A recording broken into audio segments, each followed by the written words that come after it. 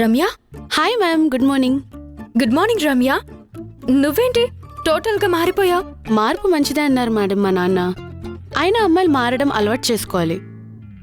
ఎందుకంటే మనకంటూ ఒక సొంత ఇల్లు ఉండదు. ఉంటే నాన్న ఇల్లు ఉంటుంది, లేదంటే హస్బెండ్ వాళ్ళ ఇల్లు ఉంటుంది. సొంత బైక్ కూడా ఉండదు. ఉంటే నాన్న బైక్ ఉంటుంది, లేదంటే బాయ్ ఫ్రెండ్ బైక్ ఉంటుంది. అప్పుడప్పుడు బాయ్ ఫ్రెండ్ మారినప్పుడు బైక్ కూడా మారుతుంది. నాకు సొంత కార్ ఉంది రమ్య.